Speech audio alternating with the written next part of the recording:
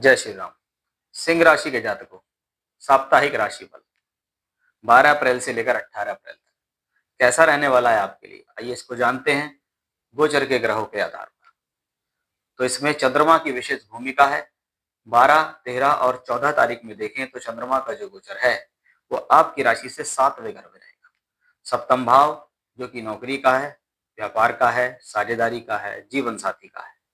रोजमर्रा की जिंदगी 7वें घर में देखी जा सकती है। अब 7वें घर में चंद्रमा का जाना एक शुभ ग्रह के नाते पॉजिटिव है।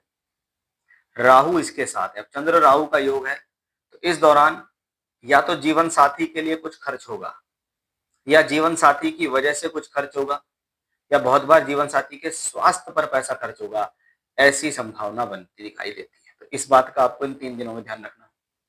ये स्थिति कार्य क्षेत्र चाहे नौकरी हो चाहे व्यापार हो उसके हिसाब से ठीक है। गुरु की दृष्टि क्योंकि इस पर पड़ रही है, तो हम कहेंगे शिक्षा, विद्या, बुद्धि, ज्ञान के लिए ठीक है। कर्म कार्य क्षेत्र के लिए ठीक है। प्रोफेशनल क्वालिफिकेशन के लिए इसको ठीक माना गया है। साझेदारी से जुड़ा भी कोई कार्य कर रहे हैं तो भी आपके लिए ये स्थिति बेहतर है। लेकिन जो शुरुआत में 3 चीजें बताइए उनका ध्यान रखना पड़ेगा। अब चंद्रमा का गोचर चेंज होता है। 15 और 16 तारीख में यही चंद्रमा थोड़े से नेगेटिव चंद्रमा हो जाते हैं, क्योंकि चंद्रमा 8वें घर में जाते हैं जहाँ सूर्य है, शनि है, मंगल और बुध है। अब सूर्य और मंगल और बुध तो बैठ के एक धन योग राजयोग भी बनाते हैं। चंद्रमा वहां पहुंच जाते हैं। 12वें घर के मालिक होकर चंद्रमा का वहां जाना विपरीत राजयोग भी बनाता है। तो ये वो कंडीशंस हैं कि 15-16 तारीख में जो भी काम आप कर रहे हो उस पर पूरा मेहनत से लगे रहना।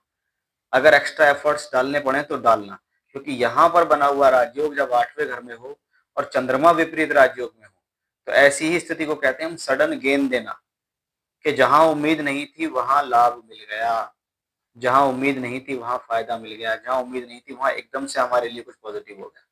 तो ये चीजें कहाँ से पता लग रही हैं? ये चीजें यहीं से पता चल रही हैं कि भाई ये कॉम्बिनेशन अपने आप में शुभ है। लेकिन इस दौरान पैनिक नहीं होना, जिस कार्य में जिस तरीके से लगे हुए उस पर लगे रहना। थोड़ा सा टेंशन हो सकती है।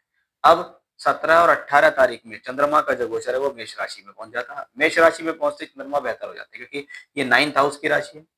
वहां पर शुक्र बैठे हैं थर्ड लॉर्ड होके, तो ट्रैवलिंग से लाभ दे सकते हैं। टूर से, ट्रैवलिंग से, यात्राओं से, सोशल मीडिया से, क्रिएटिविटी से लाभ। कर्म के मालिक हैं तो कर्म, कार्य क्षेत्र, नौकरी, व्यापार के लिए समय अच्छा है। अंतिम 2 दिन आपके जीवन में यही कह सकते हैं कि पिछला पूरे हफ्ते के 5 दिन में जो एफर्ट्स आपने लगाए हैं ना, वो आपके अंतिम 2 दिनों में बिल्कुल अच्छी तरीके से फलीभूत होते दिखाई देंगे। जय श्री राम।